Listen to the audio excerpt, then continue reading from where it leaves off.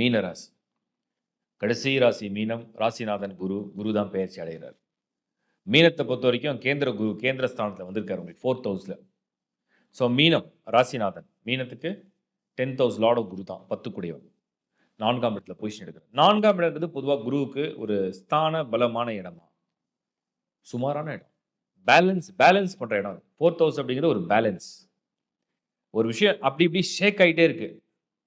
ஒரு மாதிரி ஒரு அப் அண்ட் டவுன். ஸ்திரமாகவே இல்லை. என்ன பண்ணுன்னு தெரியல. ஒரு குழப்பம். ஸோ ஒரு ஒரு ஒரு மாதிரி ஷேக் ஆகிட்டே இருக்கு. அதை அப்படியே பேலன்ஸ் பண்ணும். 4th ஹவுஸ்னா balance. முதல்ல நிற்பீங்க.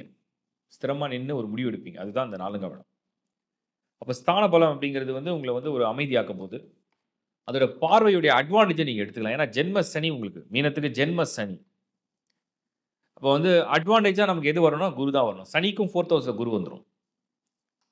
ஸோ இந்த குருவுடைய பார்வை என்னெல்லாம் ப்ளஸ்ஸாக இருக்கும். ஏன்னா உங்கள் ராசிநாதன் அவர். உங்களுடைய 8ஆம் இடத்தை அவர் பார்ப்பார். குரு உங்களுக்கு ராசிக்கு 4th ஹவுஸில் அங்கேருந்து அவர் உங்களுடைய 8ஆம் இடத்தை பார்ப்பார். துலாம் வீடு. ஸோ மீனத்துக்கு 8ஆம் இடத்தை குரு பார்த்தாருன்னா என்ன நடக்கும்? ஏதோ ஒரு மாதிரி நெருக்கடி, ஏதோ ஒரு மாதிரி விரயம், ஏதோ ஒரு மாதிரி கஷ்டம், ஏதோ ஒரு மாதிரி சுமை. நான் நிறைய பேர் என்னை சுமந்து என்னை சார்ந்து இருக்காங்க. நான் சுமக்க வேண்டியதாக இருக்குது. எல்லாருக்கும் நான் பே பண்ண வேண்டியதாக இருக்குது. எல்லாரையும் காப்பாற்ற வேண்டியதாக இருக்குது. எல்லாருக்கும் கொடுக்க வேண்டியதாக இருக்குது. எப்படிதான் நான் செலவை சமாளிப்பேன்? அதை இந்த குரு பார்வை குறைக்கும். அதை கொஞ்சம் நிவர்த்தி செய்யும். இது ஒரு பெரிய ப்ளஸ். அப்போ 8ஆம் இடம் அப்படிங்கிறது உங்களுடைய நீங்கள் சோர்வாகிறீங்க. மீனம் முடியலை, எவ்வளோ பேர் தான் நம்ம பார்க்குறது அப்படிங்கிற ஒரு சோர்வாகும் போது இந்த குரு பார்வை என்ன பண்ணால் சப்போர்ட் பண்ணி அதுதான் பேலன்ஸ். உங்களை ஒரு பேலன்ஸில் கொண்டு வந்து உங்களுக்கு சப்ஸ்டியூட்டாக யாராவது உங்களை ஹெல்ப் பண்ணுற மாதிரி ஒரு பேலன்ஸ் பண்ணும்.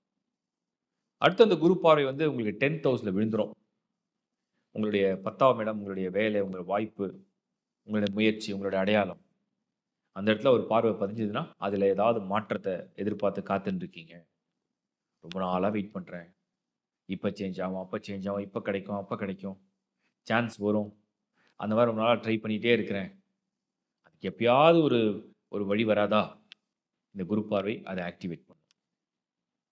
ஸோ உங்களுடைய முயற்சி ரொம்ப வருஷமாக, 1 வருஷம், 2 வருஷம், 3 வருஷமாக உங்கள் முயற்சி இருந்துகிட்டே இருந்தது. பட் அது ரிசல்ட் இல்லை. இந்த முறை அந்த பார்வை அந்த ரிசல்ட்டை கொண்டு வருது. இது குரு பார்வையுடைய ஒரு ஆக்டிவேஷன், பாசிட்டிவ் ஆக்டிவேஷன்.